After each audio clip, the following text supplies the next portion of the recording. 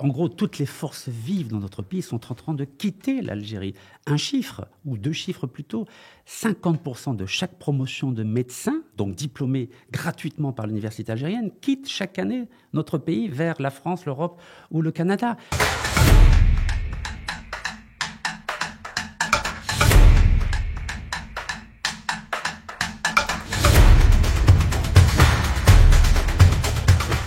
Bonjour à tous, bienvenue dans cette nouvelle vidéo d'Objection. Bonjour Fabrice Divisio. Bonjour. Il s'est fait connaître en France en payant les amendes des femmes en burqa. Il soutient Tariq Ramadan, a même brûlé son passeport français. Depuis près de 15 ans, Rachid Nekaz enchaîne les provocations. Il est aujourd'hui notre invité, on est ravis de l'accueillir. Bonjour Rachid Nekaz. Bonjour mon cher Michael, bonjour cher maître Divisio. Alors je n'ai jamais brûlé mon passeport, je suis un républicain, je suis un légaliste. J'ai remis officiellement mon passeport donc à la présidence de la République. À l'époque, c'était le président François Hollande, car j'avais demandé à renoncer à ma nationalité française afin de pouvoir concourir à l'élection présidentielle algérienne d'avril 2014. Et vous ne l'avez pas brûlé? Non, jamais. Mais vous avez renoncé à votre nationalité? Absolument, car la constitution algérienne l'exigeait afin de pouvoir concourir à l'élection présidentielle algérienne. Alors, je précise que cette vidéo est à retrouver sur la chaîne YouTube Droit de Parole. Merci de vous abonner. Vous pouvez bien sûr aussi liker ou commenter cette vidéo. Alors, Rachid Nekaz, vous avez grandi en France. Vous avez fait vos études ici, en France. Pourquoi ce rejet si brutal de votre nationalité française? C'était en 2013, c'est ça? Absolument, le 14 juillet 2013. Alors, je suis né en France, d'une famille algérienne, à la fois arabe et berbère.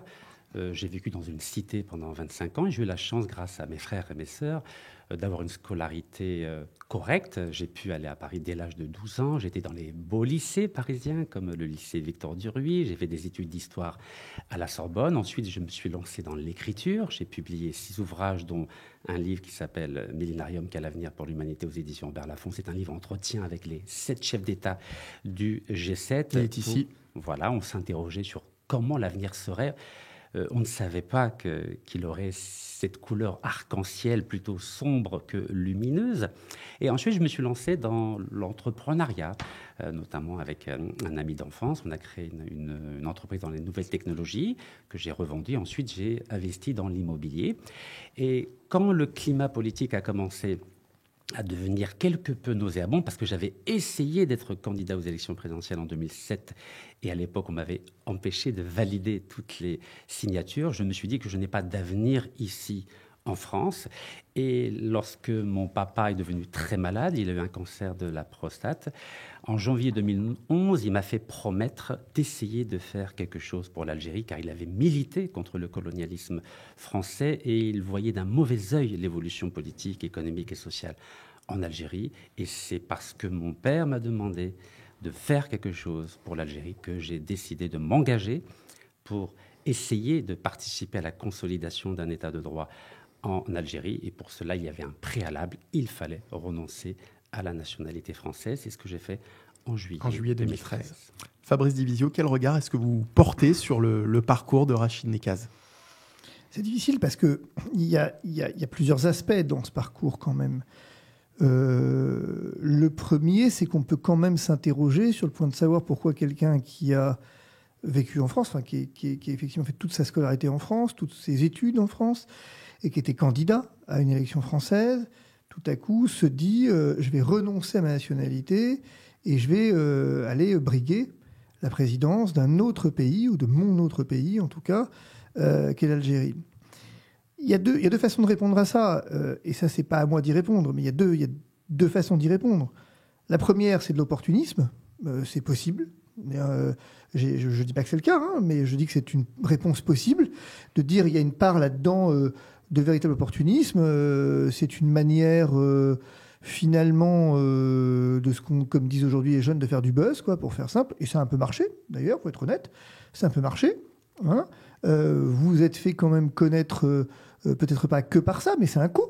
Ça a un coût médiatique de se dire je rends mon passeport, je renonce à la nationalité française, je viens en France, je suis en France, mais je promeus en France, en tout cas, je défends une certaine idée de l'islam, mais avec elle, les problèmes que ça pose en termes d'intégration. On pourra y revenir. Ça, c'est, voilà, première théorie. Deuxième théorie, c'est de se dire, mais il y a un moment où le pays dans lequel j'ai vécu, dans lequel j'ai grandi, dans lequel j'ai évolué, eh bien, n'est plus capable de comprendre ce que je suis. Et il y a une rupture. Et cette rupture, eh ben, il faut en tirer les conséquences et renoncer à la nationalité française. C'est-à-dire que, si je le traduis différemment, il y a deux théories possibles. C'est un acte, finalement, de pur opportunisme ou un acte de grand courage et de grande cohérence, finalement, si je puis dire. À défaut de courage, c'est un acte de grande cohérence. Il y a quelque chose qu'on pourrait qualifier de cohérent à l'idée de dire, moi, je comprends cette idée qui consisterait à dire, normalement, vous me saoulez, les gars. Pour faire simple, je suis pas loin de le penser aussi. Moi, j'ai une double nationalité, donc je suis pas loin de le penser aussi, parfois. En disant, vous me saoulez un peu avec vos conneries, là, et je vais aller voir ailleurs. Enfin, je vais aller voir dans cet ailleurs qui n'est pas tellement un ailleurs, parce que c'est chez moi. Voilà. Ce sont deux raisons très opposées l'une de l'autre, en tous les cas. Oui, mais après, c'est pas à moi qu'il appartient de juger. Je me permettrai pas. Mais c'est deux théories possibles. Rachid Nekaz, est-ce que vous avez tiré un trait sur la France? Est-ce que c'est un peu l'idée, lorsque vous avez renoncé à votre nationalité, la France que vous continuez tout de même à utiliser comme caisse de résonance à travers vos différents combats? C'est intéressant d'écouter un point de vue étranger. Vous savez, quand on parle de coup, un coup, c'est un jour, une semaine, un mois. On est dans l'immédiateté. Mon engagement en Algérie, qui n'a jamais failli depuis le mois de mai 2013, c'est-à-dire on en est à 12 ans bientôt. C'est un engagement qui m'a coûté 4 années de prison. Oui. Et de résidence surveillée dans mon pays. C'est un engagement qui m'a coûté une condamnation par défaut en France, alors même que j'étais en prison et assigné à résidence en Algérie et très malade. Je souffrais d'un début de cancer de la prostate, car la justice française a profité de mon incarcération en Algérie pour me condamner par défaut à 18 mois de prison, au motif que je n'aurais pas payé mes impôts en 2011-2012, au motif que j'aurais loué à des étrangers sans papier, chose que je revendique pleinement, et au motif, pire que ça, que j'aurais hébergé dans 2 appartements, alors que j'en possédais 1000, des personnes dans des conditions indignes. Et quand j'ai lu après coup qu'il y a un général qui s'appelle Denis Favier, qui était le patron de la gendarmerie nationale française, qui a fait envoyer des convocations à un groupe de 15 locataires en leur disant que si vous ne répondez pas à notre convocation, vous êtes passible de poursuites judiciaires ou militaires. Et là, je m'adresse à maître Fabrice Divisio. Plus que ça, dans ces convocations, on leur a dit que si vous ne portez pas plainte contre M. Rachid Nekaz, vous aurez des problèmes. Et laissez-moi vous dire que ça vous laisse non seulement perplexe, mais ça vous fait interroger sur cette dichotomie de la France. Car la France, c'est un peu comme le dieu Janus. Il y a le côté positif, c'est-à-dire le pays des Lumières, le pays de la liberté, le pays de l'égalité, le pays de la fraternité, le pays des droits de l'homme, qui est incontestable par certains côtés. Mais il y a aussi la phase négative, c'est-à-dire l'État français, qui est impitoyable. Le pays qui a fait assassiner des responsables politiques en Afrique, qui a fait le Rainbow Warrior, qui a fait tuer ou participer au meurtre du grand opposant marocain Mehdi Ben Barka en octobre 1965, qui soutient des dictatures en Afrique. Bref, j'ai pu me rendre compte, à mon corps défendant, que j'avais bénéficié par ma jeunesse, en tout cas pendant ma jeunesse, de la scolarité gratuite, des conditions sociales somme toute tout à fait respectables, mais dès que j'ai commencé à m'engager sur le terrain politique, et notamment lorsque j'ai commencé à remettre en question certains contrats signés par l'Algérie avec la grande multinationale Total, je vous rappelle que Total a fait pression sur l'Algérie pour obtenir en 2018 25 ans de gaz gratuit et ensuite 25 ans de pétrole gratuit. Donc, mon engagement en Algérie m'a coûté très très cher. Pendant 4 ans, je n'ai pas vu ma femme. Pendant 4 ans, je n'ai pas vu mon fils. Donc oui, je peux entendre votre argument, cher maître. Oh, c'était des hypothèses, hein, c'était pas Oui, une accusation. mais hein. je l'entends. Non, mais vous pouvez m'accuser. Ah, mais en l'occurrence, Vous savez, je le ferai pas. Je veux dire, j'émettais juste effectivement les hypothèses possibles et vous y répondez. moi, j'accepte tout. Vous savez, j'ai été élevé en France, j'étais à la Sorbonne. Donc moi, les critiques, je les accepte, surtout quand elles sont constructives. Quand des personnes ne sont pas d'accord avec moi, je suis pour le débat contradictoire. Vous savez, moi, je suis hegelien de formation, c'est-à-dire je suis pour la sublimation des contradictions. Mais il faut qu'il y ait un respect mutuel. C'est la seule chose que je demande. Non, mais dans ce un qui est débat. vrai dans ce que vous exposez, je crois qu'il y a une réalité qui est très juste. Hein, il faut être honnête. L'avocat que je suis en fait l'expérience chaque jour. C'est-à-dire que vous avez en France une proclamation des droits en théorie et une violation des droits en pratique. Et qu'au fond, vous avez un pays qui ne cesse de se noyer dans ses contradictions entre ce qu'il proclame et ce qu'il pratique. Et que c'est l'un des gros problèmes français. C'est que la France passe son temps à donner des leçons au monde entier pour ne pas se les appliquer à elle-même. Et elle passe son temps à proclamer une indépendance judiciaire dont on sait ce qu'elle vaut. Hein, on va pas ici épiloguer, mais c'est très clair. Et on sait qu'il y a des chasses gardées et des terrains sur lesquels il ne faut pas s'engager, notamment celui politique. Et que finalement, on sait tous et je pense ici, comparaison n'est assurément pas raison, mais je pense à Bernard Tapie, dont les problèmes ont commencé quand il a commencé à faire de la politique. Et qu'il y a des choses en France qu'on ne vous pardonne pas, et celui d'être un adversaire politique fait partie de celle-ci. Rachid Nekaz, vous vous revendiquez musulman, algérien et libre ? Absolument, tout à fait. Vous avez déclaré en 2014 que la colonisation de l'Algérie était un génocide. Pourquoi ce mot? Vous assumez ce terme face à l'histoire, face au droit international? La France, quand elle est arrivée en Algérie, elle n'est pas arrivée avec un beau drapeau blanc. Elle est venue avec 35 000 hommes, soldats et marins, sous la conduite du général de Bourmont. Et elle a décidé non seulement de placer l'Algérie sous la domination française, mais de coloniser le pays. La colonisation, c'est quoi?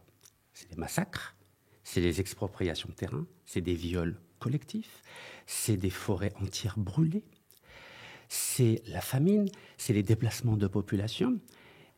Notre pays, l'Algérie, entre 1830 et 1962, a comptabilisé, bien sûr, ce sont des chiffres qui viennent de différents chercheurs, 5,5 millions de martyrs.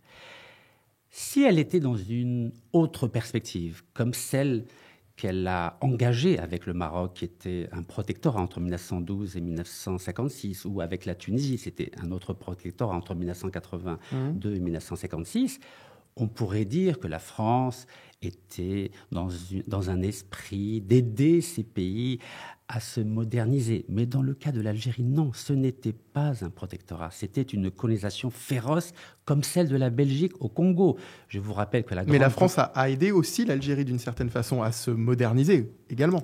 Alors, la France a permis aux millions de colons français et européens qui étaient en Algérie de vivre selon les standards européens. C'est-à-dire, la France a construit de belles villes, de belles routes, de beaux hôpitaux, mais ces infrastructures n'étaient pas destinées aux 8 millions d'Algériens. Ces infrastructures étaient exclusivement réservées aux colons, et j'en veux pour preuve un chiffre.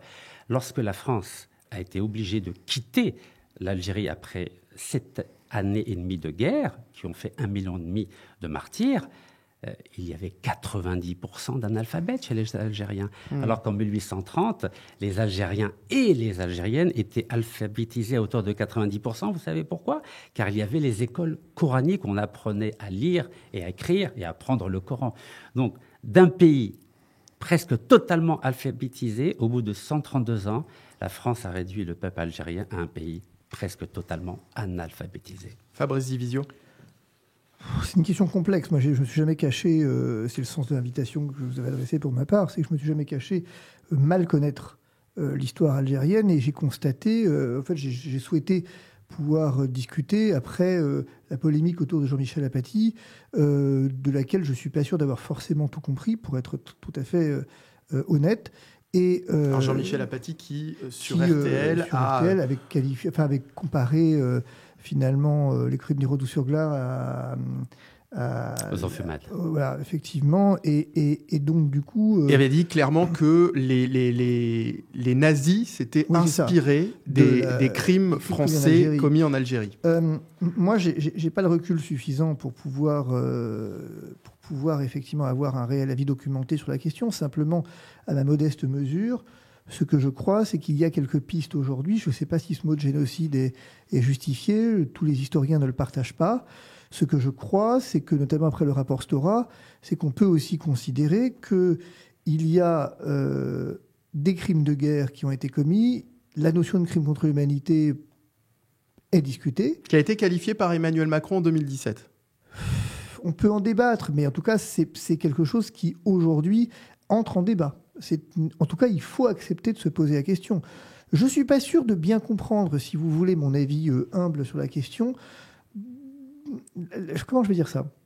Je ne suis pas sûr qu'il faille absolument justifier tout le temps tout ce qui a rapport au passé. Au sens où on doit être capable de regarder le passé en face et d'y faire face, justement.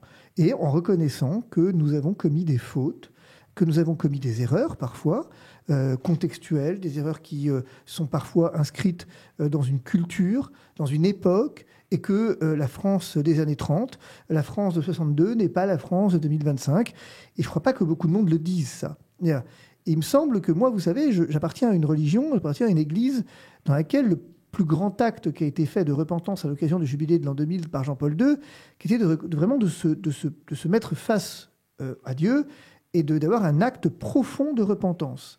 Et de dire, je regarde en face les crimes de l'Église, je regarde en face les fautes, finalement, de l'Église. Moi, j'ai l'impression que l'État français n'est pas capable encore de faire ça, pour le coup. Et en disant ça, je ne prends pas parti, en fait, au débat.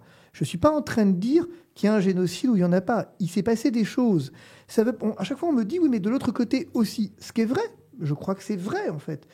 Pour autant, il est exact de dire que nous ne devons pas avoir peur, dans un débat, vous parlez de contradictoire tout à l'heure, et un débat serein et apaisé, de regarder l'histoire, en fait. Ne serait-ce que pour pas qu'elle se reproduise d'une manière ou d'une autre. Et deux, parce qu'on y joue là la question de l'histoire des civilisations, de l'histoire des hommes, et qu'il me semble prudent et conforme à la vertu, en fait, que de regarder avec humilité, c'est le mot que je cherchais, avec humilité les fautes du passé. Et d'abord de reconnaître qu'on a commis des fautes.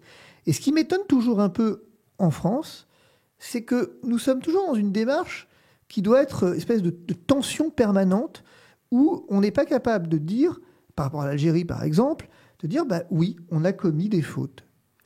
On a commis des fautes.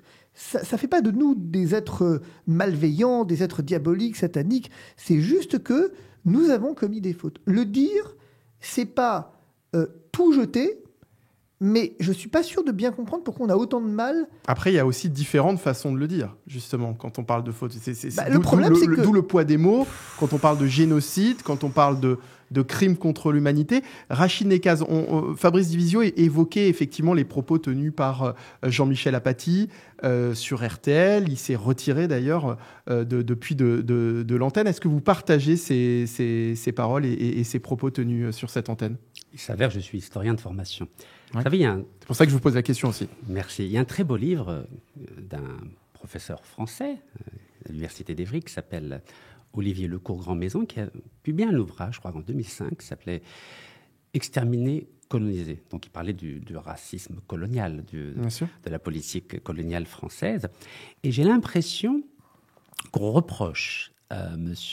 Jean-Michel Apathy la même chose qu'on avait reproché à l'époque, en 2005, donc au professeur M. Olivier Lecourt-Grandmaison, c'est de faire des anachronismes ou des parachronismes, c'est-à-dire que ne pas considérer le fait colonial dans sa perspective historiciste.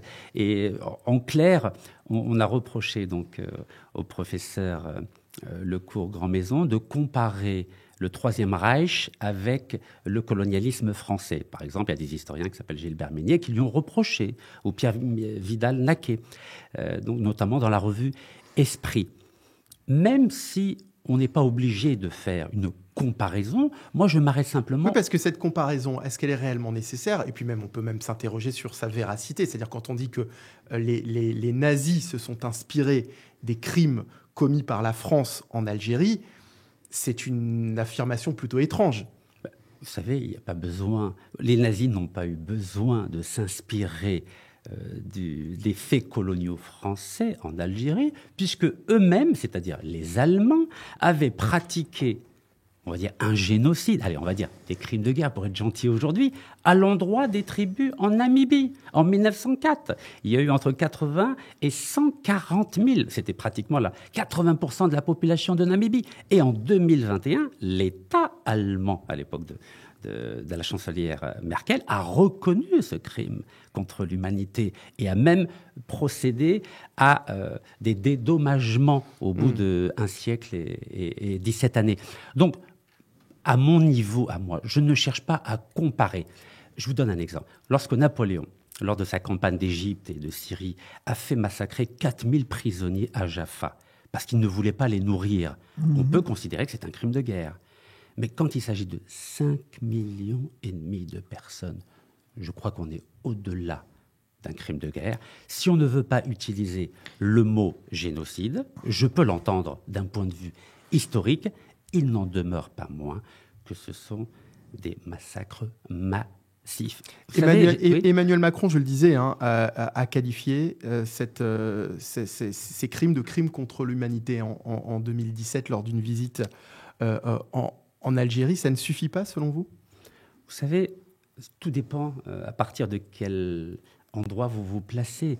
En tant que citoyen, ce que je souhaite, c'est simplement qu'on ait des relations apaisées et que chacun reconnaisse sa part de responsabilité.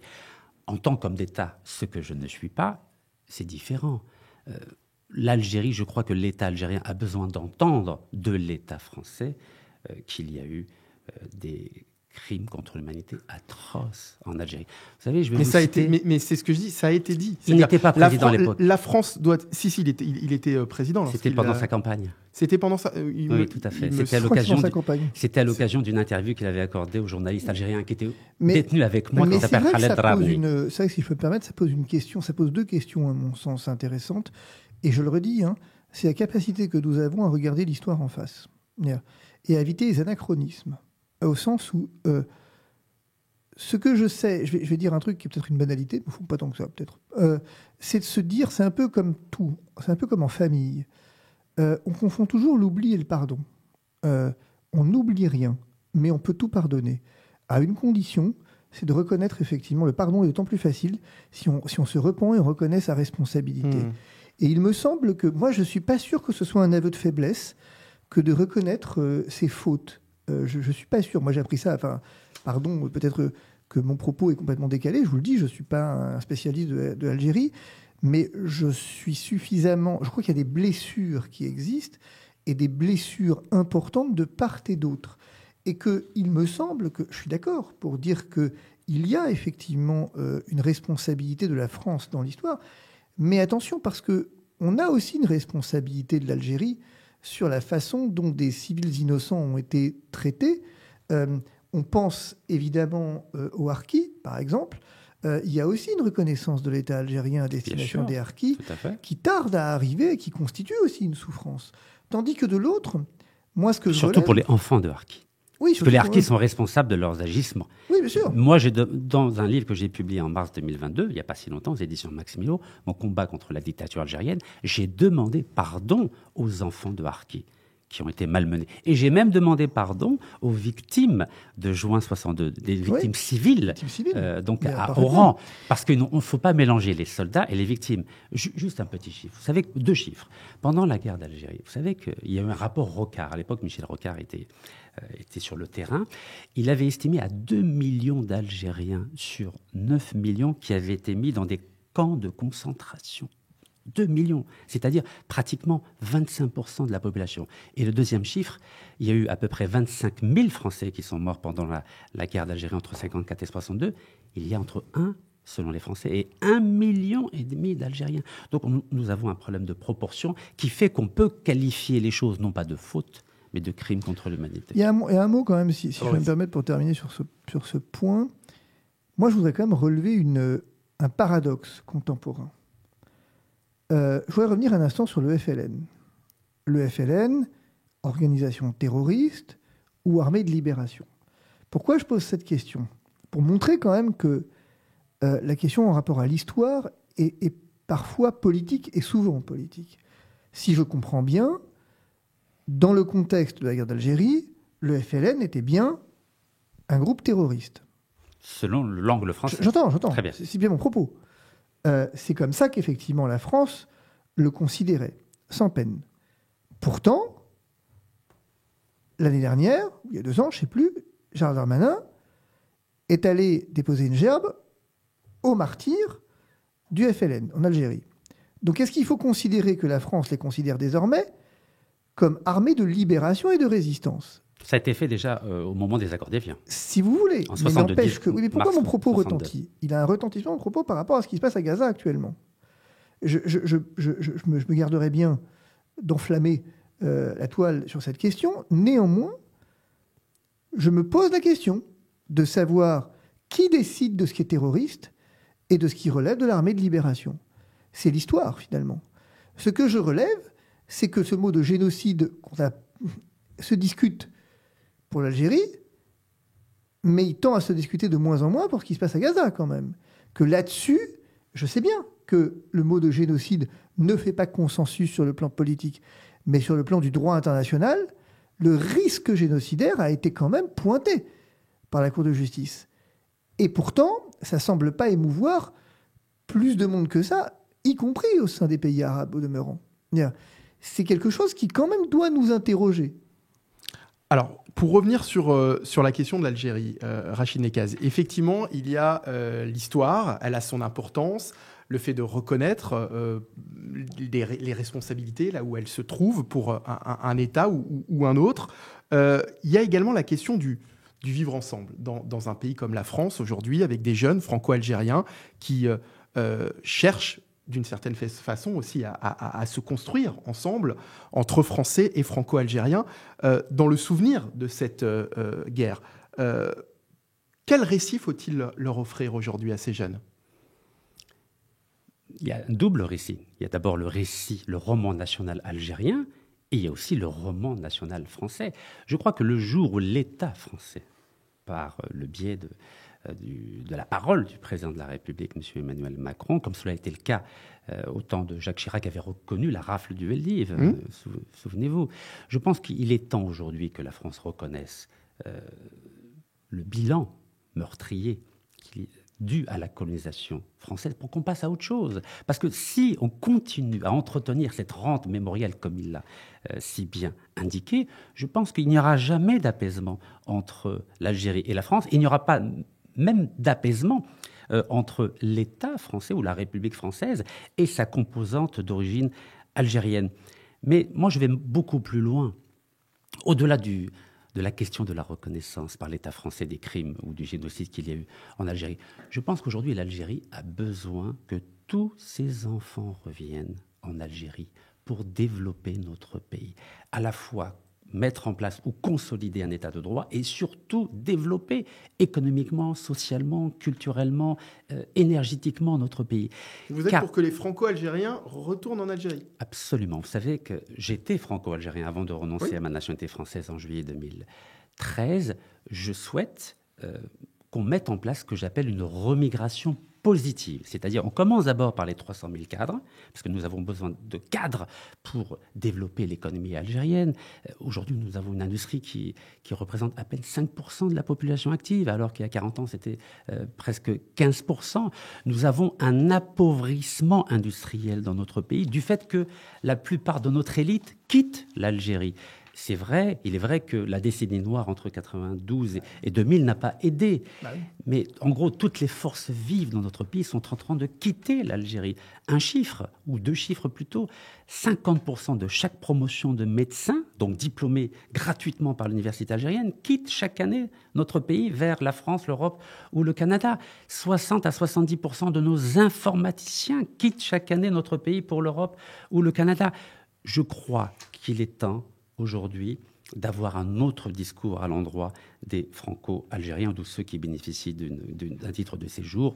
Il faut d'abord développer dans notre pays pour mettre fin à cette saignée de notre élite et à cette saignée des gens courageux. Car il faut savoir que les sans-papiers qu'on critique à longueur de journée dans les médias français, sachez que c'est les plus courageux. Il faut avoir du courage pour monter dans une embarcation de fortune, traverser la mer. Il y a eu 2000 morts en 2023 en mer Méditerranée. Et vous ne croyez pas que pour les Franco-Algériens qui, pour le moment, vivent sur le sol français, puisque vous cherchez à les encourager à rejoindre l'Algérie, mais bon, la plupart sont nés en France et ont peut-être envie de vivre leur vie sur le sol français. Est-ce que vous ne croyez pas qu'il faut apporter un discours d'apaisement, justement, entre la France et l'Algérie, afin, justement, d'éviter les tensions qu'on peut voir naître au sein de la jeunesse de notre pays aujourd'hui? Je suis partisan de 2 discours, pas d'un double discours. Le premier discours, c'est évidemment un discours d'apaisement entre l'Algérie et la France, à condition bien sûr que la France daigne considérer l'Algérie comme un pays souverain, un pays qui ne fonctionne pas selon le mode de l'injonction, mais plutôt du partenariat. Donc je suis entièrement d'accord avec vous. Mais mon deuxième discours, c'est d'inviter mes concitoyens à rentrer en Algérie. Alors vous avez parlé de ceux qui sont nés ici, qui veulent vivre ici, mais je vous rappelle juste un fait historique. Vous connaissez le général de Gaulle? Oui. Le général de Gaulle est né en France. Le général de Gaulle, la loi sur les congrégations à la fin du 19e siècle, a été obligé de quitter la France pour aller à l'école en Belgique. Premier drame. Deuxième drame, en 1940, lors de l'arrivée du maréchal Pétain au pouvoir, en tant que chef de l'État en juillet 40, a dénaturalisé le général de Gaulle. Il n'y a rien d'acquis. Et là, je m'adresse à maître Fabrice Divigiou. Vous savez, la nationalité, c'est qu'un bout de papier. Je vous rappelle que tous les Juifs de France ont été dénaturalisés en 1940, après les lois du 3 octobre 40. Tous ceux qui avaient été naturalisés français se sont vus retirer leur nationalité, un peu comme ce que vient de faire en ce moment le président américain lorsqu'il a décidé de dire que les papiers dont bénéficiaient 532 000 latino-américains, finalement, c'était fini. Il a dit que c'était provisoire. Non, mais vous pouvez comprendre que certains puissent être attachés à une culture, à un pays. Vous, c'est l'Algérie. Certains franco-algériens qui vivent en France peuvent aussi être attachés à la culture et aux valeurs françaises. Ce n'est pas votre cas, mais c'est peut-être le cas d'autres franco-algériens qui vivent en France actuellement. Mais je suis attaché à la culture française, anglaise, allemande, universelle. Ce n'est pas pour autant que je dois imposer ma présence en France. Quand on entend le ministre de l'Intérieur et ministre d'État, M. Retailleau, je n'ai pas l'impression que ces franco-algériens ou ces détenteurs de titres de séjour soient la bienvenue en France. En tout cas, je n'ai pas du tout cette impression-là. Quand j'entends, par exemple, le ministre de la Justice dire que tous les détenus étrangers devraient à l'avenir, grâce à un accord avec les pays d'origine, purger leur peine dans leur pays d'origine, je n'ai pas l'impression qu'il y a... Toujours est-il que l'Algérie refuse pour le moment l'accès à ses ressortissants lorsque la France décide de les renvoyer dans leur pays. C'est provisoire. Vous savez que c'est provisoire. Un jour, quand on a la droite... C'est provisoire, mais ça dure. Oui, mais pourquoi? Parce que vous savez bien que le ministre de l'Intérieur, M. Retailleau, a décidé de mettre en place ce qu'il appelle la riposte graduée, avec des menaces très claires à l'endroit des dignitaires à la fois civils et militaires algériens, en les privant de l'accès au territoire français, donc l'accès à leur appartement, l'accès à leur compte bancaire, l'accès à leur famille. Et ensuite, je pense bien que il va sûrement procéder au gel des avoirs. Et ensuite, sûrement, il va mettre en place des poursuites judiciaires pour des biens mal acquis. Je vous donne un exemple. Quand on voit, par exemple, qu'un ancien ministre algérien de l'Industrie, qui s'appelle Abdeslam Bouchoual, qui était 2 fois ministre de l'Industrie, entre 1996 et 1997 et 2014-2017. D'ailleurs, c'était le patron de l'actuel auteur algéro-français qui s'appelle Boualem Sansal et qui est dans la section pénitentiaire de l'hôpital d'Alger, Moustapha Bacha, depuis le 16 novembre 2024.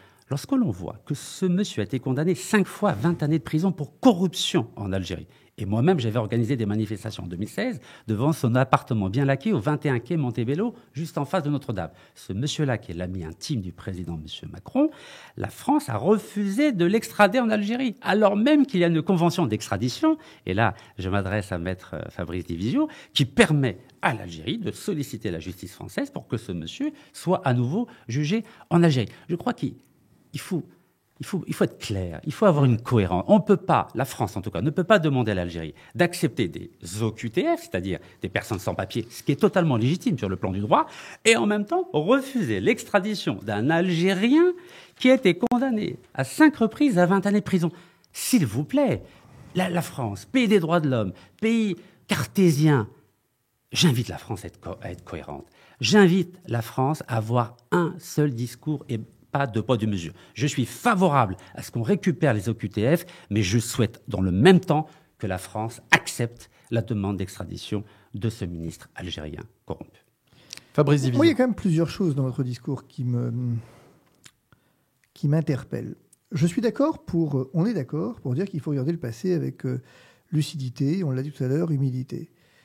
Mais aussi, il faut s'interroger sur sa propre responsabilité et sur là où on en est au moment où on parle. Ce que je veux dire, c'est que on a quand même l'impression, parfois, que l'Algérie, que tous les mots algériens datent de la colonisation. La colonisation, ça fait un moment qu'elle est finie quand même. Et qu'est-ce qui est devenu l'Algérie ? Vous le disiez tout à l'heure. Finalement, les élites algériennes ne veulent pas y rester dans le pays.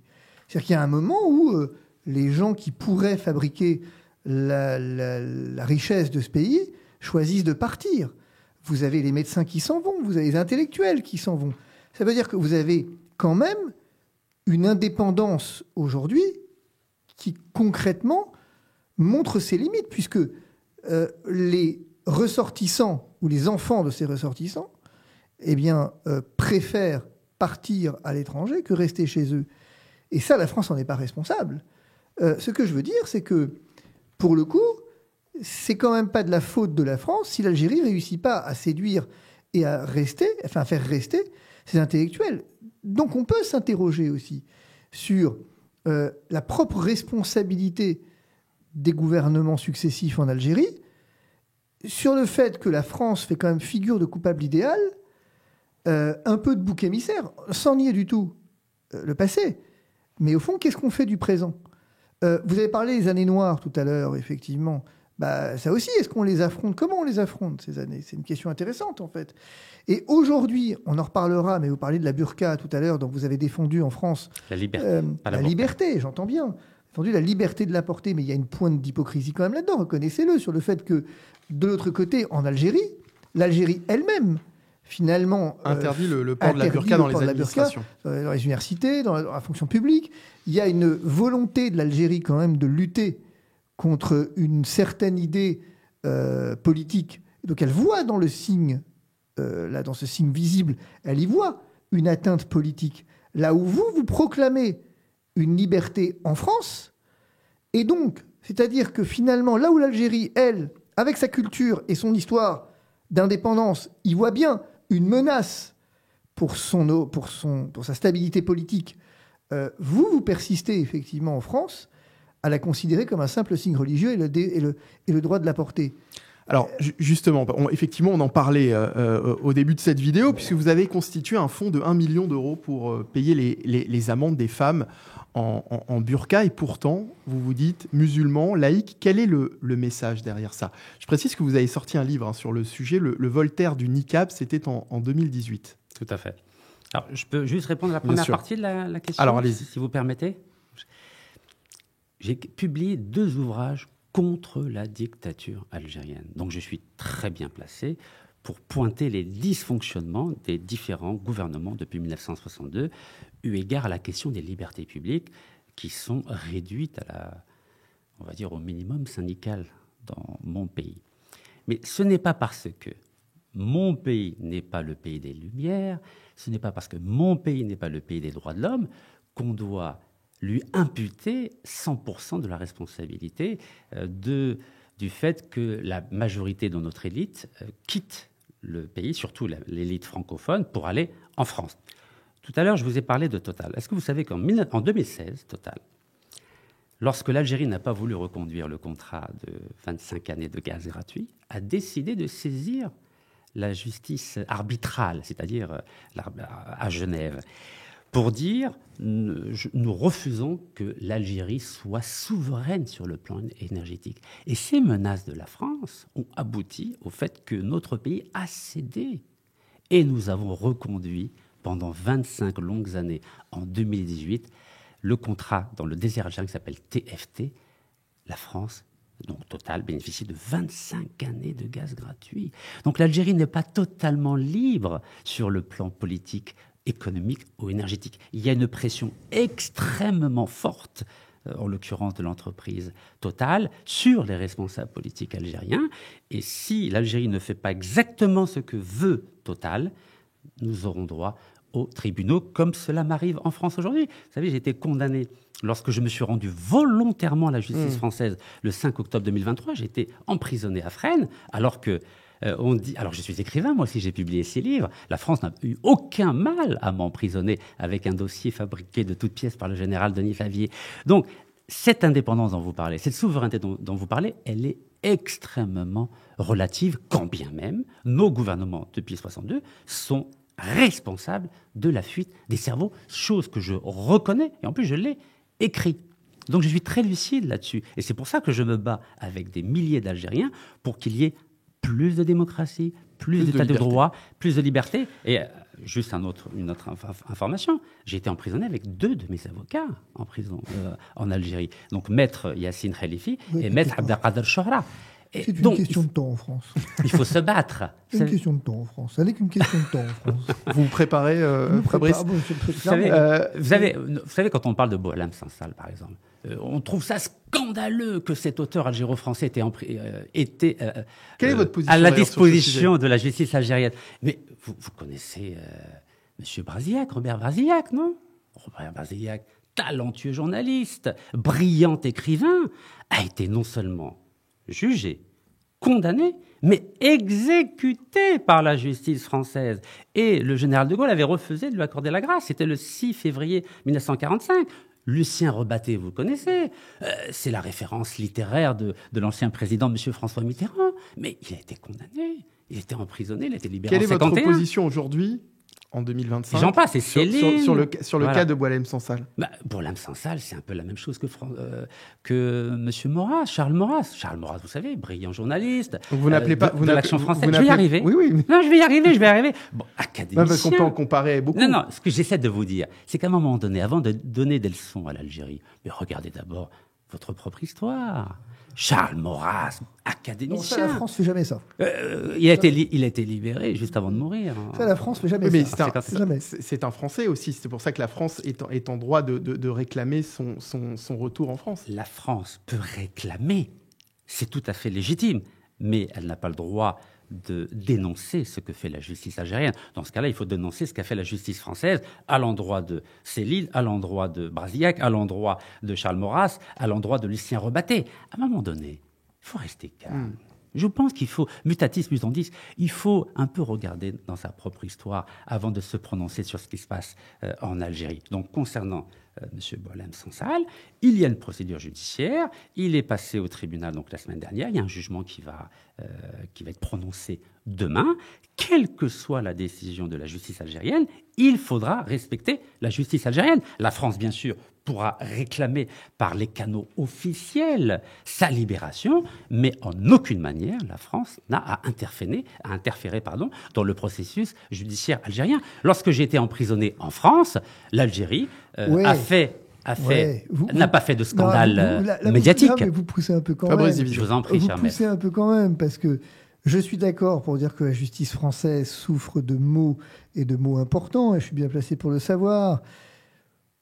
Il est exact de dire que quand vous regardez les organisations internationales de transparence, que l'Algérie est quand même un tout petit peu en dessous en termes d'indépendance de la justice. Soyons francs. Ce n'est pas le pays des droits de l'homme. C'est clairement pas le pays des droits de l'homme, on est d'accord. Si vous voulez, Je veux dire, c'est comme si demain matin, comparaison n'est pas raison, mais vous m'expliquez que j'ai été jugé par un tribunal de Centrafrique et que donc, effectivement, il faut respecter la condamnation. J'ai été jugé par un tribunal en Arabie Saoudite et il faut respecter la condamnation. Vous pouvez, hein, mais dans ces cas-là, vous mettez à mal tout le principe des organisations internationales. C'est-à-dire qu'en fait, vous savez bien que la problématique de l'indépendance de la justice, elle est quand même consubstantielle du fonctionnement démocratique d'un État et qu'un certain nombre d'États aujourd'hui souffrent de ce manque d'indépendance. Je ne dis pas que la France fait figure de modèle en la matière, mais je dis qu'on peut quand même considérer qu'elle fait partie d'un certain nombre de standards qui sont des standards élevés. Pas parfaits, on est d'accord. On peut pas tout à fait... On peut dire demain matin, si vous êtes condamné pour atteinte à la liberté d'expression, pour faire simple, vous ne risquez pas 20 ans d'emprisonnement en France. C'est ça que je veux dire. Mais quand on est corrompu, apparemment, on peut rester tranquillement sur la Côte d'Azur comme M. Bouchouarem et il est protégé par la justice française qui refuse de l'extrader en Algérie. Vous pouvez toujours dire ça, bien sûr. Non, je ne dis pas. C'est une décision de justice. C'est une décision de justice. Mon propos, il est ailleurs. C'est de dire que... Et peut-être qu'on touche du doigt ici une limite que je constate en vous écoutant, et vous êtes brillant, et j'en conviens, et simplement, vous je trouve qu'il y a... beaucoup plus brillant que moi, cher maître. Il y a effectivement une limite que je crois voir, c'est qu'en fait, finalement, vous n'êtes plus tout à fait français, je comprends bien. Je ne suis plus français. Du tout, même. Oui, oui, mais quand même, je veux dire, bon, c'est pas parce qu'il n'est plus français, parce que vous avez rendu votre passeport, que pour autant, ça vous détache de votre histoire qui, quand même, est en France. Je suis francophone. Regardez, oui, si vous voulez, bien sûr. D'accord, mais enfin, vous avez quand même une histoire avec ce pays. Je suis né ici. Et vous êtes présenté à la présidentielle, quand même, donc c'est qu'a priori... Non, j'étais candidat à la candidature. Oui, si vous voulez. Pour défendre, justement, les populations discriminées. Mais à côté de ça, on sent quand même que, finalement, vous êtes dans une situation un peu ambiguë par rapport à l'Algérie. Parce que d'un côté, vous en pointez les limites, mais de l'autre... Vous entendez en défendre la vertu, Je défends le peuple algérien et les institutions algériennes. Oui, en défendant l'institution, oui, vous pouvez défendre l'institution algérienne si vous voulez. Il nous reste peu de temps. Il y a une question à laquelle vous n'avez pas répondu. Oui, c'est la question de la burqa. Alors, c'est pas burqa, c'est niqab. Burqa, c'est en Afghanistan. D'accord, donc c'est le niqab. Voilà, ça s'appelle le niqab. Et votre livre s'appelle d'ailleurs Le Voltaire du niqab. Le burqa, je condamne, mais alors de la plus Est-ce qu'on grande vigueur. Est-ce qu'on peut expliquer la différence? La burqa, c'est un tissu que les femmes afghanes sont obligées de porter. C'est un tissu grillagé, c'est absolument ignoble. Ignoble. Le niqab, ça reste le voile intégral quand même. Le niqab, c'est un tissu que les femmes en Europe portent tout à fait librement. D'ailleurs, j'ai fait une étude sur les femmes qui portent le niqab. Vous savez que 65% des femmes qui portent le niqab en France sont des femmes converties. Ce ne sont pas des femmes qui sont originellement africaines ou nord-africaines. Ou toujours musulmanes. est-il qu'il est interdit en France. Dans l'espace public. Dans l'espace public, dans les universités, à l'école, dans les administrations. Tout ce qui est public. Tout ce qui est public. Oui. C'est également le cas en Algérie. Non, c'est uniquement dans l'administration. Dans l'administration, pour les fonctionnaires. Voilà, mais dans la rue, tout le monde peut porter. Le débat a été posé dans les universités, en tout cas. Partout, vous pouvez porter le niqab en Algérie, sauf dans l'administration. Sauf dans l'administration. Vous avez constitué un fonds, je le disais, d'1 million d'euros pour payer les amendes des femmes qui portent le niqab et qui sont condamnées donc, en France et dans d'autres pays d'ailleurs également. Dans 8 pays, exactement, dans 8 pays européens. Peut-on défendre le droit au niqab dans des pays où la majorité des musulmans ne le portent pas ? On parlait de l'Algérie à l'instant. Ça veut dire que si demain vous deveniez président de l'Algérie, vous changeriez la loi en Algérie pour autoriser le port du niqab également dans les administrations ? Quand vous lirez le livre, vous vous rendrez compte qu'à titre personnel, je m'oppose catégoriquement au port du niqab. Mais ma démarche est voltairienne. C'est que ma femme est américaine, ne porte pas le niqab. Pas du tout. Elle est moderne comme ça peut être votre sœur ou votre femme ou votre cousine. Ma démarche est voltairienne. Ça veut dire quoi, Voltaire ? Voltaire, lors du procès Calas, avait dit « Même si je ne suis pas d'accord avec Calas, qui était protestant, je me battrai jusqu'à... » C'est la formule qu'on lui prête jusqu'à la mort pour défendre sa liberté. Vous savez que le Parlement de Toulouse a fait condamner à mort Calas, M. Calas, Jean Calas, parce qu'il était protestant. Donc la liberté religieuse à l'époque était tout à fait fragile dans ce pays des Lumières, en tout cas qui se considère comme le pays des Lumières. Mais de la même façon que je défends la liberté de porter le niqab, alors que je m'y oppose fermement à titre personnel, donc en Europe, je défends aussi la liberté des femmes de ne pas porter le voile, notamment en Iran et au Soudan. Et à ce titre-là, le 8 mars 2018, je me suis rendu personnellement à Téhéran, en Iran, pour faire libérer 29 femmes iraniennes qui avaient refusé de porter le voile, notamment avec la célèbre avocate Maître Nesrine Sotoudeh. Donc ce n'est donc pas un combat idéologique. Absolument pas. Je défends la liberté ou de porter le niqab en Europe ou de ne pas porter le voile en Iran, au Soudan. Et au Soudan, en 2013, je me suis déplacé pour sauver la jeune Amira de 100 coups de fouet. Et grâce à mon combat en Europe, j'ai pu mettre fin à ces poursuites judiciaires. Allez, Fabrice Divisio vous répond et ce sera le mot de la fin. Il y a deux choses. D'abord, il y a bien une circulaire de 2018 qui l'interdit dans les écoles en Algérie. J'ai vérifié, c'est bien ce que je pensais. Dans les faits, non, vous êtes libre. Dans les faits, je ne sais pas. En droit, en tout cas, vous avez une circulaire de 2018 qui l'interdit dans les écoles. Et vous savez pourquoi ? Pour des raisons d'identification et de sécurité. C'est intéressant comme propos. Parce que finalement, on n'est plus du tout dans un débat de liberté religieuse ici, tel que vous le concevez. On est dans un débat qui touche à la sécurité et à l'identification. C'est pas anodin. Ça, c'est le premier point. Donc tous les motards, il faut les empêcher de porter le casque. Ça, je veux dire, c'est de la sophistique. Non, pas de la sophistique. Est-ce qu'on peut reconnaître quelqu'un qui, avec un motard, on peut l'identifier ou pas ? Ça s'appelle de la sophistique. Ah, je suis philosophe de formation aussi. Vous le savez, moi aussi. Et vous ça tombe bien, on va s'entendre. Vous le savez. Donc, je vais pas comment on fait avec le masque du Covid ? Je cherchais pas, je m'engouffrerai pas dans cette brèche-là. Non, mais on discute librement, non ? Je discute tout à fait librement. Mais comment on fait avec le masque anti-Covid ? Non, mais alors... C'est dur d'identifier quelqu'un. Le masque anti-Covid, effectivement... était un autre problème. D'abord, je m'y suis opposé, donc c'est pas moi qui vais le défendre. Non, pardon, je reste sur votre thématique. L'identification. Comment on fait pour identifier ? On a considéré que pour des motifs sanitaires et de sécurité publique et de salubrité publique, il importait effectivement de revenir sur cette question d'identification et qu'on pouvait, à première demande, il fallait à première demande retirer le masque lorsqu'un agent vous le demandait. Les femmes en niqab sont dans la même démarche. Je vais prolonger mon propos. Mon propos est ailleurs, en fait. Enfin, vous voyez bien que là, il y a quand même une toute petite part que je vous prête depuis tout à l'heure. Non, mais on débat, non, on débat. Mais je débat, il y a aucune ça vous embête pas que alors là, j'interfère dans l'échange. Au contraire. Très bien. Non. C'est-à-dire qu'en fait, vous comparez quand même des situations dont vous savez qu'elles ne sont pas comparables. Vous m'avez parlé de sécurité et d'identification. Comment on fait avec le masque anti-Covid ? Je vous parle effectivement d'une mesure qui est dérogatoire pour des raisons de sécurité. Je parle d'une mesure dérogatoire pour des raisons de santé publique, donc conforme à l'ordre public, c'est-à-dire qu'en fait, juridiquement, pourquoi est-ce que le masque a été imposé dans l'espace public, à tort ou à raison ? Parce qu'on a considéré que l'ordre public nécessite, que dans la santé publique est une composante, nécessitait de passer par là, et donc de déroger à la liberté qui était celle de ne pas le mettre. Acte 1. Acte 2, vous voyez bien que dans la question du niqab, on est dans une démarche tout à fait différente. C'est que pour des motifs qui sont liés à la religiosité, à la religion... Non, excusez-moi, cher maître, vous venez de dire pour des raisons de sécurité et d'identification. Si vous permettez, restons dans ces deux appellations. Je ne suis pas d'accord. Raison pour laquelle... Non, je reprends simplement vos propos. La raison pour laquelle les femmes portent le niqab, vous conviendrez que c'est certainement pas pour se protéger du Covid. Je suis contre à titre personnel, je vous le rappelle. C'est pas mon propos. Mon propos, on est d'accord que les femmes qui portent le niqab... Ce n'est pas pour des raisons de sécurité. Non, c'est pour des raisons religieuses. Mais l'interdiction, c'est pour des raisons de sécurité et d'identification. J'y viens. C'est-à-dire que d'un côté, vous voyez bien la différence. D'un côté, j'ai une mesure, le masque, qui vise effectivement à protéger la sécurité et la santé des gens, à tort ou à raison. Elle est prise comme ça. Et à ce titre, de manière dérogatoire et exceptionnelle, elle vise effectivement à attenter à la liberté qui est celle de ne pas le porter, pour faire simple. De l'autre, la problématique du niqab, c'est que pour des raisons religieuses, une femme décide de le porter.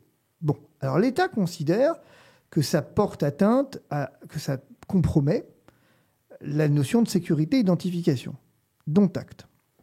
Mais allons un peu plus loin, si vous voulez bien. Le plus loin, c'est quoi ? C'est de dire qu'en fait, ce que vous considérez comme un élément religieux... Non, moi, je ne considère pas. Je suis contre à titre personnel. Ce que les femmes considèrent comme un élément religieux... Oui, mais Oui, mais ça colle pas, votre truc. Ah, Pardonnez-moi, je suis pardonnez-moi, voltairien. Non, mais arrêtez. Alors, Voltaire a défendu Calas D'abord, alors qu'il était pardonnez-moi protestant. de vous dire que ça ne veut rien dire, mais c'est pas grave. Oh, Non, s'il mais vous ça veut plaît, rien de dire, la part voltairien. d'un avocat, Non, mais vous pouvez pas voltairien, dire ça ne veut ça. absolument rien dire. Alors, j'ai la Non, même voilà. position que Voltaire à l'endroit de Merde. Jean Calas, qui était protestant, alors que lui était déiste. Je veux dire, Je peux présenter les choses de cette façon?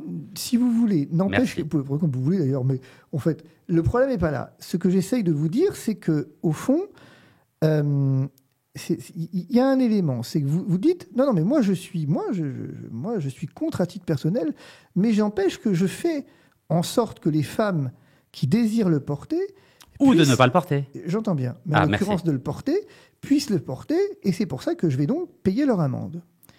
Que je payais. Je me suis arrêté en 2022, parce qu'ils m'ont tout pris. La justice française a tout saisi mes Mais comptes tout à et l'heure, mes appartements. mais tout à l'heure, vous disiez quand même de respecter la justice algérienne.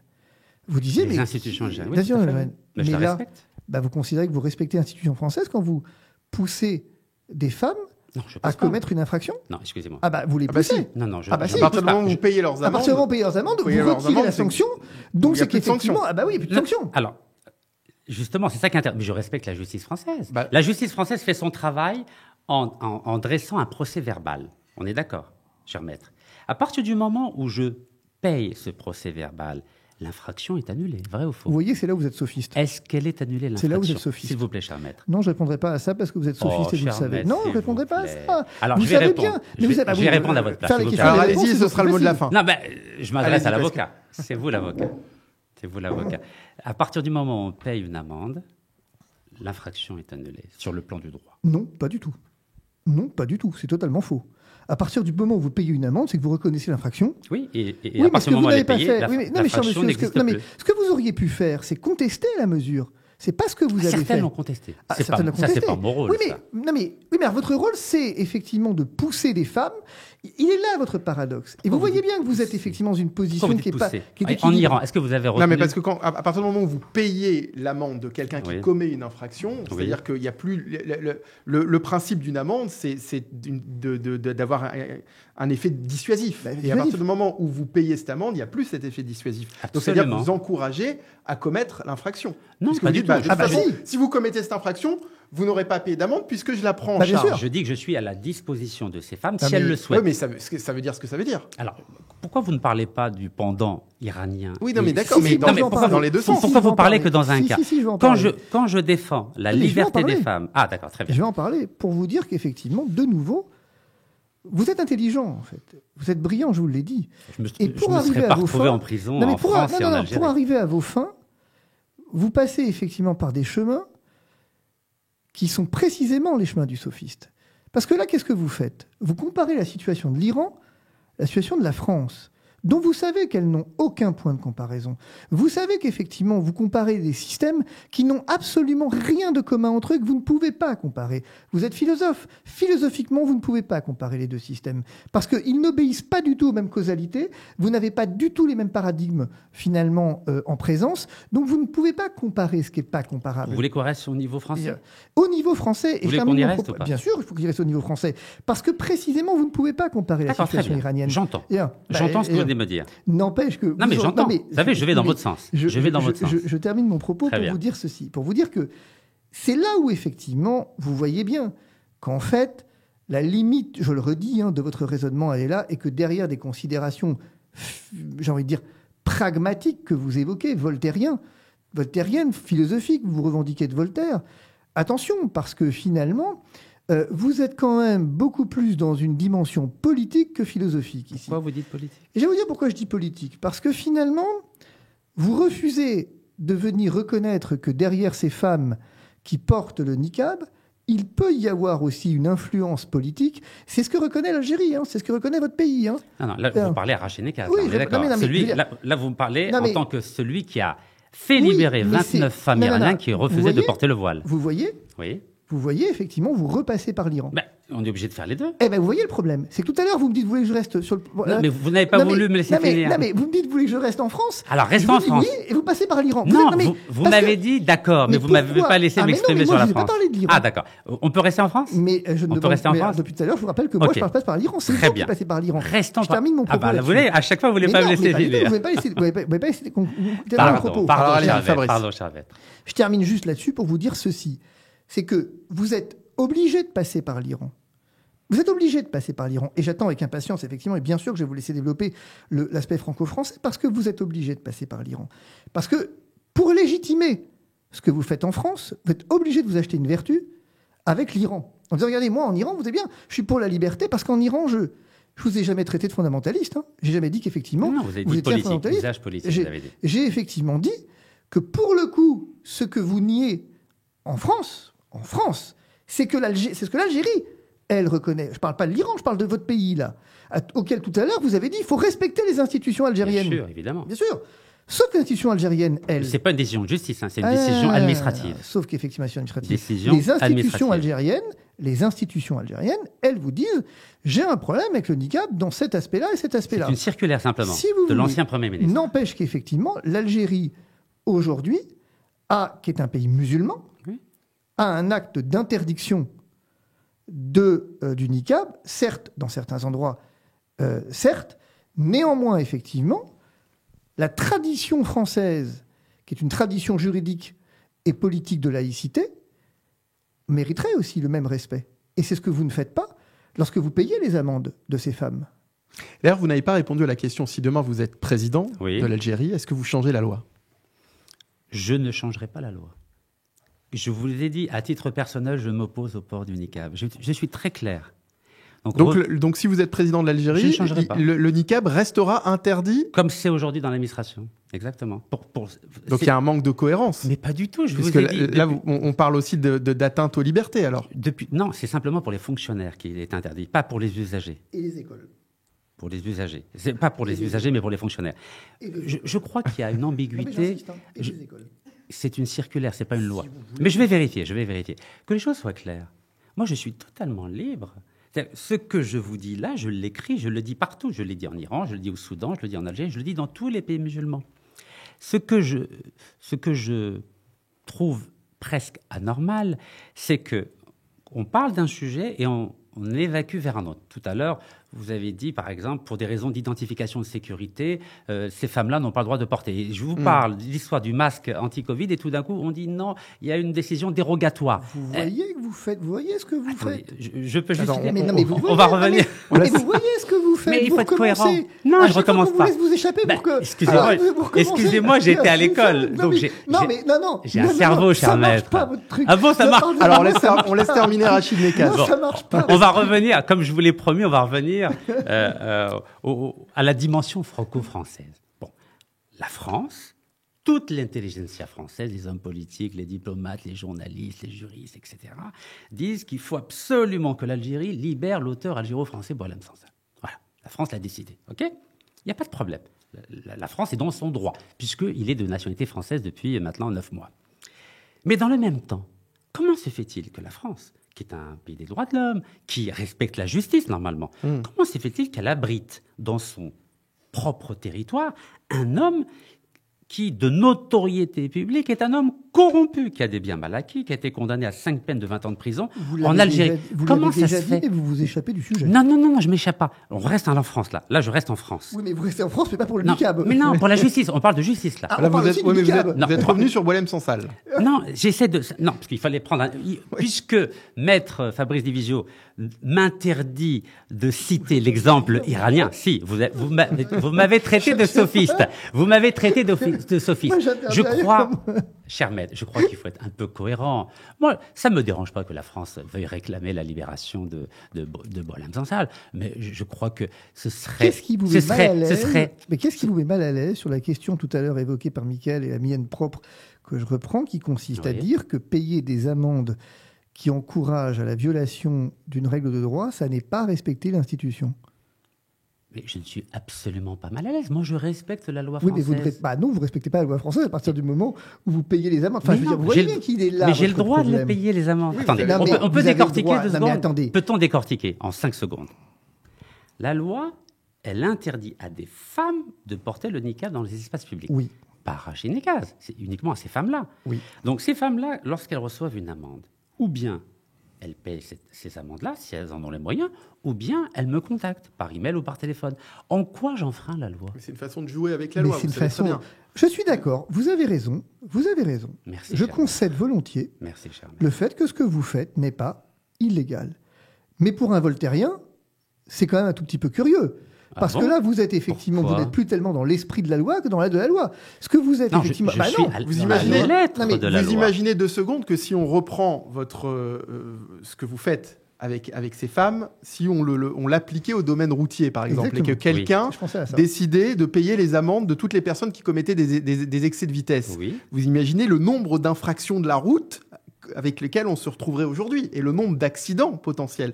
Donc c'est pour vous dire que, effectivement... Ça, il s'agit de la liberté individuelle. Voilà, là. mais On ça veut revient dire- à la liberté Non, mais individuelle. ça veut dire que vous n'enfreindriez pas effectivement la loi en payant les amendes de ces personnes-là.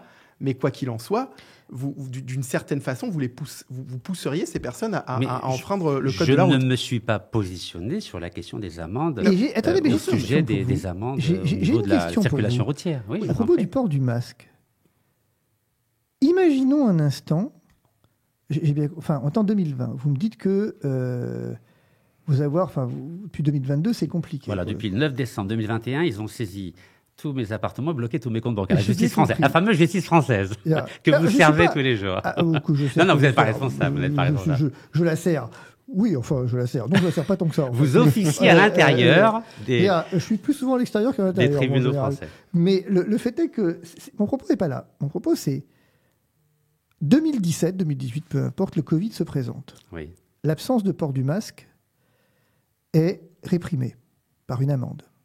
Vous constituez un fonds de garantie? Non, c'est simplement par rapport à la liberté des femmes qui portaient librement le niqab. Voilà où je me suis positionné. Et je me suis positionné aussi au niveau des femmes qui refusent. Pourtant, le masque, on peut refuser librement de le porter. Vous savez, ma fortune, elle est limitée. Je suis Mais pas alors, un enfant de du Rothschild. coup, je comprends pas. Je ne suis pas un enfant de Oui, Rothschild. mais je comprends pas votre propos. Si j'avais les moyens des Rothschild, par exemple, ou des Rockefeller, je me serais positionné sur la question Oui, du mais masque. vous auriez pu très bien constituer. Alors, donc, ça veut dire que ce qui vous Je interpelle, l'aurais fait, oui. vous l'auriez fait. Oui. Si Mais j'étais n'empêche convaincu que- oui. au niveau sanitaire, ce n'était pas nécessaire. Absolument. Si vous étiez convaincu au niveau sénatorial, c'est pas nécessaire. Absolument. Si j'étais convaincu que le port du masque était une escroquerie, entre guillemets, d'État, je me serais positionné. Donc, vous êtes convaincu que le niqab est une escroquerie d'État. Quel rapport? C'est vous qui faites le rapport. Si Vous j'étais dites- convaincu Non, mais que le vous masque, dites, si vous êtes convaincu que le masque est une escroquerie d'État, j'aurais payé les amendes. pour les personnes qui refuseraient de Très porter bien. le masque. Donc, en effet. effectivement, vous payez les amendes. Alors ça, pour le coup, c'est du syllogisme. Non, Vous payez les une amendes cohérence totale. des femmes qui ne portent pas... Pour qui portent protéger le leur niqab. liberté. Donc, effectivement, vous considérez que le port de la burqa constitue une escroquerie d'État. Mais non, c'est Bah. pas la même motivation, voyons. Bah, Quand c'est- on, non, mais- quand on porte le voile, c'est l'État qui exige. Oui. On peut faire de petites Oui. marches arrière. L'État exige le port du masque anti-Covid. Donc c'est une obligation. Oui, Dans le cas des femmes qui portent le niqab, et elle oblige les ce- femmes à ne pas le porter. non, ce n'est pas une obligation. De ne pas le porter, si. Non, ce n'est pas une obligation pour elle de le porter. C'est elle. C'est un Non, mais- acte de libre arbitre. On Oui, est mais d'accord. L'État exige qu'elle ne le porte pas. Qu'elle ne le porte pas. L'exige. Donc- Donc c'est pas la même interdiction. Bah, c'est la même interdiction. L'auteur n'est Pris pas à le même. l'envers. Non, mais attendez, on va essayer de reprendre. Reprenons 15 secondes. Dans un cas, il oblige à mettre le masque. Dans l'autre cas, il oblige à ne pas le porter. Donc il y a une contradiction au niveau de l'État. Bah, il n'y a pas de contradiction au niveau de l'État. C'est que bien dans sûr un que cas, si. l'État considère Hmm. que l'ordre public s'attache à ne pas le porter, tandis que dans l'autre, l'État considère que l'ordre public s'attache à le porter. Pour des raisons différentes. Pour des raisons Dans un différentes, cas, oui. c'est pour la sécurité de l'identification. Oui. Et dans l'autre cas, pour des raisons sanitaires. Donc Oui. on n'est pas du tout sur le même plan. Mais alors, allons plus loin. Allons-y. Non, mais vous êtes, Si êtes vous voulez, d'accord. mais allons Non, plus pas loin. si je Non, mais- veux. Non, mais- Là, on discute non, mais entre d'accord, non, mais de bien sûr, personnes non, cartésiennes mais et intelligentes. Je suis bien d'accord pour Très dire bien. que la motivation n'est pas la même. Très bien, merci. Mais alors allons plus loin. Demain matin ou hier matin, avant le Covid, le port du masque reste interdit dans l'espace public au même titre que la burqa. Elle couvre le visage. Que le niqab, pas la burqa. Que le niqab, pardon. Très bien. Que le niqab. Vous auriez payé les amendes de ceux qui le portaient? Je viens de vous répondre. Non, vous avez répondu au cas du Covid, mais... Chaque cas est un cas particulier. Moi, ce qui m'intéresse, pourquoi je suis intervenu sur la question du niqab?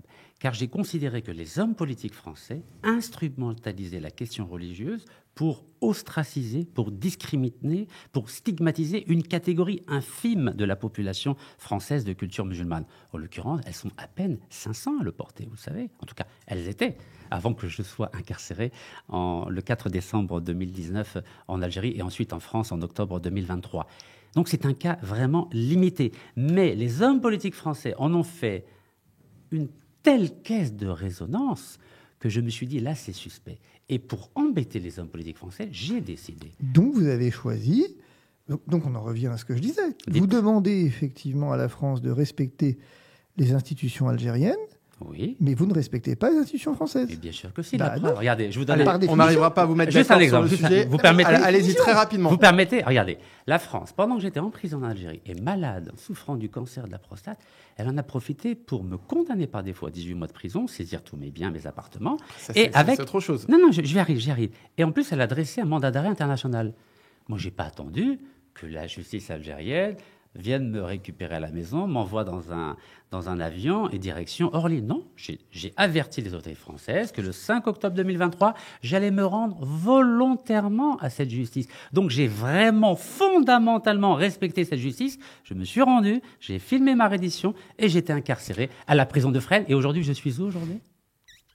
Là, je suis dans quel pays?